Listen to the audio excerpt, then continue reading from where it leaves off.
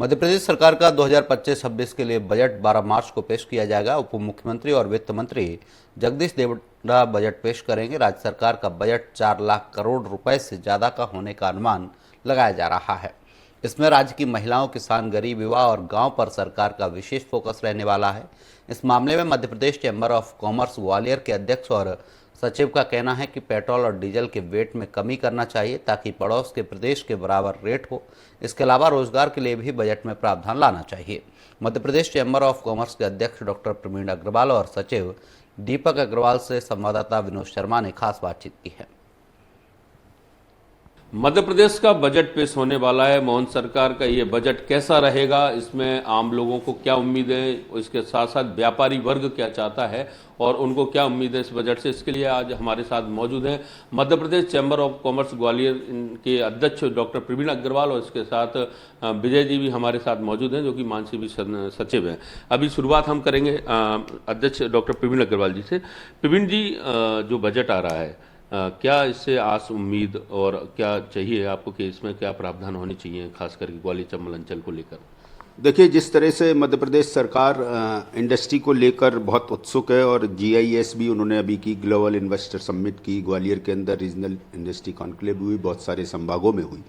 उससे हम ये आशा करते हैं कि Madhya Pradesh chamber of commerce की जो बहुत पुरानी मांग है कि व्यापारियों के ऊपर प्रोफेशनल टैक्स नहीं होना चाहिए, और इसकी घोषणा तत्कालीन मुख्यमंत्री शिवराज सिंह जी जब चैम्बर ऑफ कॉमर्स पधारे थे तब उन्होंने आश्वस्त भी किया था, लेकिन अभी तक वो घोषणा पूरी नहीं हुई है। तो हम मोहन यादव सरकार से सबसे पहला तो उम्मीद ये करते हैं कि वो प्रोफेशनल टैक्स की समाप्ति करे। उसके बाद जिस तरीके से हमारे यहाँ कलेक्टर गाइडलाइन है या स्टाम्प ड्यूटी है, स्टाम्प ड्यूटी हम जब बैंक को चेंज करते हैं, कई बार जो व्यापारी या उद्योगपति लोन लेता है और कोई बैंक से व्यवहार उचित नहीं लगता है, और व्यवहार उचित नहीं लगता है, जब वो बैंक को बदलना चाहता है तो उसको दोबारा से स्टाम्प ड्यूटी देनी पड़ती है, जबकि दूसरे हमारे समीपवर्ती प्रदेशों में अधिकतम 10,000 रुपये की स्टाम्प ड्यूटी देनी पड़ती है। तो जो स्टाम्प ड्यूटी की विसंगति है, इसके साथ हम जब मकान का खरीद विक्रय करते हैं तब भी स्टाम्प ड्यूटी समीपवर्ती प्रदेशों की तुलना में लगभग डबल है।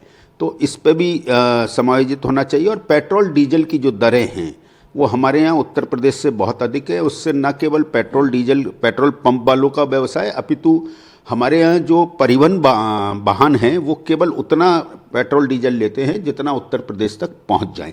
तो उससे सरकार को रेवेन्यू भी कम मिल रहा है और व्यापारियों को नुकसान भी हो रहा है, माल भाड़ा भी महंगा होता है, और हमारे यहाँ जो प्रोडक्शन में पेट्रोल डीजल लगता है उसके अंदर प्रोडक्शन कॉस्ट भी बढ़ती है। तो पेट्रोल डीजल भी समीपवर्ती प्रदेश की तुलना में प्रतिस्पर्धी होना चाहिए, ये हमारी मांग है। बिल्कुल। तो दीपक जी भी जो कि मानसी भी सचिव हैं, उनसे हम बात करेंगे। दीपक जी, किस तरह से होना चाहिए मध्य प्रदेश सरकार का जो बजट है, चूँकि आप व्यापारी संगठन से भी जुड़े हुए हैं, और क्या मान के चलते हैं रोजगार को लेकर, यहाँ के उद्योगों को लेकर? देखिए, जहाँ तक सरकार की बात करें, पिछले 15 महीने के अंदर जो रीजनल इंडस्ट्री कॉन्क्लेव पूरे प्रदेश में अंदर की और जो ग्लोबल इन्वेस्टमेंट समिट की, तो निश्चित ही सरकार की मंशा है कि प्रदेश का व्यापार उद्योग आगे बढ़े। लेकिन कहीं ना कहीं इसकी बात करें तो कहीं ना कहीं कुछ कमी भी दिख रही है सरकार में।